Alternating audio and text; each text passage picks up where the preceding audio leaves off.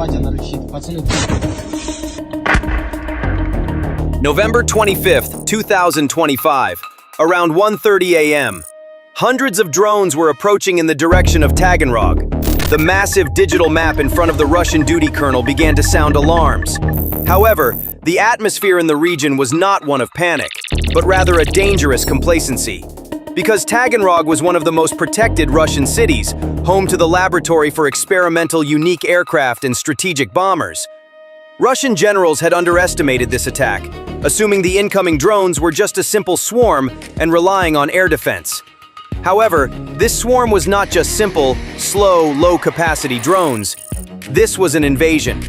A massive package consisting of a total of 155 unmanned aerial vehicles and 4 Neptune missiles, each carrying a 260-kilogram warhead with a range of 1,000 kilometers, was advancing towards Taganrog. And this wave was loaded with explosives equivalent to nearly 8 tons of TNT, like a small atomic bomb. And within minutes, this complacency on the mind of Russian generals would become a strategic catastrophe that Moscow would never forget.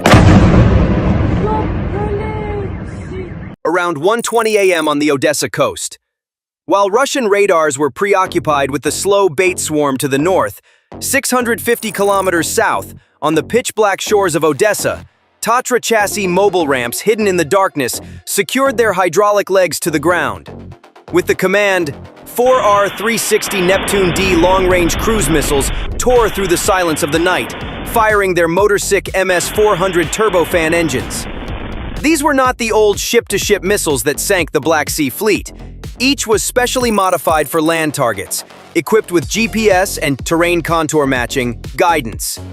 They were new-generation killing machines carrying a 260-kilogram reinforced bunker buster warhead. Within seconds, the missiles reached just below the speed of sound, Mach 0.85, and began skimming the fierce Black Sea waves, descending to an altitude of 10 meters to evade the radar horizon. The estimated time of arrival at the target was only 43 minutes. Immediately after them, 15 BARS jet-powered UAVs took off from different points along the front line. This high-speed strike team hid within the radar clutter created by the massive swarm of 140 drones heading for Taganrog. In about 48 minutes, they would turn the Russian airbase into hell. At the same moment, a separate Southern Task Force attack package consisting of 60 drones heading towards Novorossiysk and 34 drones heading towards Tuapse, totaling 94 drones, had set off. Ukraine had launched the largest saturation attack in history against Russia's southern flank, with a total of 249 aircraft and 4 cruise missiles. The southern wing was the first group to reach the target. The S-400 battery in charge of defending the Novorossiysk port, focused on the northern movement in Taganrog, was caught off guard by a special hunter squad consisting of BARS drones. The drone swarms created a massive breach and chaos within the Russian air defense. This set the stage for the final scene in Taganrog. At 2:03 a.m., Neptune missiles entered Taganrog's skies after a 43-minute low-altitude flight. Russian air defense batteries were grappling with 140 cheap, slow drones filling the sky at that moment. The Taganrog skies were lit up by the trails of 30mm anti-aircraft shells and the flashes of missiles exploding in the air.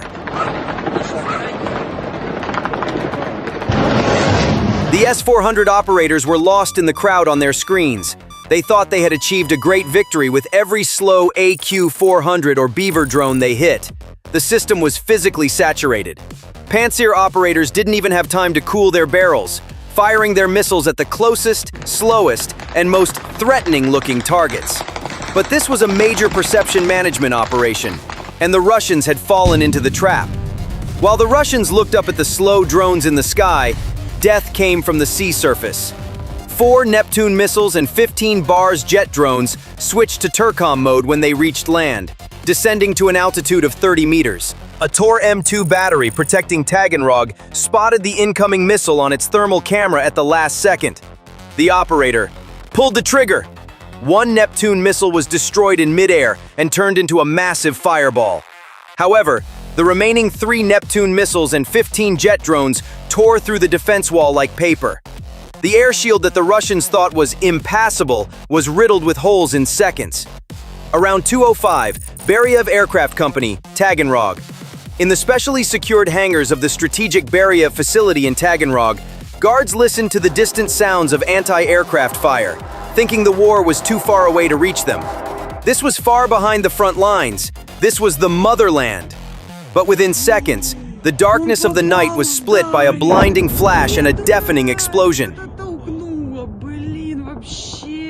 The first R-360 Neptune missile, locked onto its target in the terminal phase, pierced the roof of the facility's main maintenance hangar.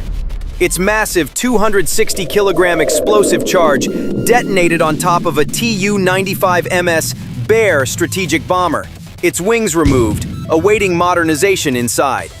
The force of the explosion blew the hangar's concrete walls outward, ignited the aircraft's fuel tanks, and turned the hangar, along with the technicians and millions of dollars worth of equipment inside, into a fireball.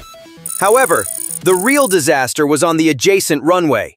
The second and third Neptune missiles, followed by Barr's jet drones, locked onto the parking area where Russia's most secret, rarest asset, the A-60 laser test aircraft, was located.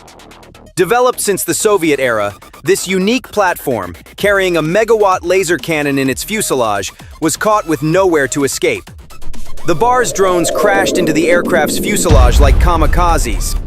Within seconds, Russia's dream of blinding American satellites melted into molten metal, a pile of carbon, and toxic smoke on its own runway. The impact of the explosions also riddled the nearby A-100LL AWACS test aircraft with shrapnel. Around 2:10, Atlant Aero/Molnia UAV production facility. While the Beriev facilities were engulfed in flames, the second wave of the attack, consisting of Barr's jet drones and FP-1 long-range drones, plunged into the nearby Molnia UAV production facility. The Russian army believed that this facility, which produced its own UAVs, was untouchable deep within its own airspace.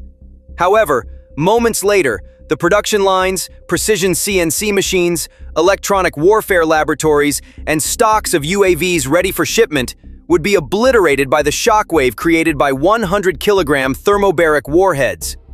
The factory roof collapsed, and explosions inside continued in a chain reaction. It was a technological irony. The eyes of the Russian army were being blinded by Ukrainian drones in their own birthplace. The future of Russian aviation was melting on that runway. The combination of Neptune and Barrs had destroyed Russia's most valuable assets with surgical precision and sledgehammer power. The total amount of explosives dropped on Taganrog was approaching 8 tons. The city was shaking as if it had been hit by a tactical nuclear strike. The operation in Taganrog made the southern offensive possible. Around 1:48 a.m., the southern column was the first group to reach the target. The S-400 battery responsible for defending the Novorossiysk port, focused on the northern movement in Taganrog, was caught off guard by a special Hunter squad consisting of Barr's drones.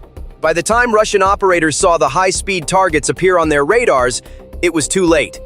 Before the battery commander could give the fire command, one of the Barr's drones dove directly into the S-400's launcher. Within seconds, the billion-dollar S-400 system, along with the 4 missiles on it, was blown to smithereens. When its own ammunition exploded, the battery position was transformed into a massive crater and a pile of molten metal. Russia's pride and joy, the air defense system, couldn't even protect itself. The defense had collapsed. Soon, the Shasharis oil terminal and the Tuapse refinery in the port would be engulfed in flames. FP-2 and Lyuti drones, targeting the now unprotected facilities, dove into the oil tanks, loading arms and manifolds. Millions of dollars worth of oil mixed with the sky in black smoke. A Project 1171 class landing ship docked in the port began to burn after an FP-2 drone hit its deck. Russia's safe harbor myth ended in flames that night. 249 aircraft struck 3 cities simultaneously in a coordinated chaos. Ukraine's simultaneous triple circle operation, carried out on the night of November 25th, is a masterpiece of saturation and destruction that will go down in modern military history. The impact of the attack extends far beyond the front lines, shaking Russia's global power projection and nuclear deterrence. The most critical and irreversible consequence of the operation is the loss of the A-60 laser laboratory, destroyed in Taganrog. Only 2 of these unique aircraft existed. This aircraft was the world's only physical and operational proof of Russia's blinding surveillance satellites, anti-satellite laser capability. Built on the Soviet legacy and developed over decades, the loss of this laser weapon-carrying platform has fundamentally undermined Russia's space warfare doctrine. Similarly, the destruction of the new generation A-100LL radar test platform has set back the Premier project, intended to replace Russia's A-50 AWACS aircraft by a decade. There are no backups for these platforms. Their critical components are subject to Western sanctions, and it is impossible to reproduce this technology under the current war economy conditions. Russia has lost its strategic eyes. The Batailles facilities are the life support unit for the Tu-95MS and Tu-142 aircraft, which form the air arm of Russia's nuclear deterrent. A nuclear bomber that cannot be maintained or have its parts replaced is no different from a pile of metal lying on the ground. By crippling the bombers on the ground, on the maintenance table, Ukraine has strategically crippled Russia's long-term attack capability. This is a blow to the Kremlin's image of nuclear deterrence rather than to the soldiers on the front lines. The fact that such a large firepower, nearly 8 tons, was focused on a single point, passing over Rostov, one of Russia's most densely defended air defense zones, hundreds of kilometers from the front line, is a complete fiasco for Russian intelligence and command and control, C2. Russian generals paid the price for their mistake of dismissing the slow targets they saw on their radar screens with the destruction of their strategic aviation fleets. As a result, this operation proved that the war will now be won not only in the trenches of Donbass, but also in Russia's deepest, most secret, and supposedly safest bases through technological and asymmetric superiority. Please share your thoughts in the comments. To stay updated on new videos, please subscribe to our channel and don't forget to turn on notifications. Thank you for choosing us.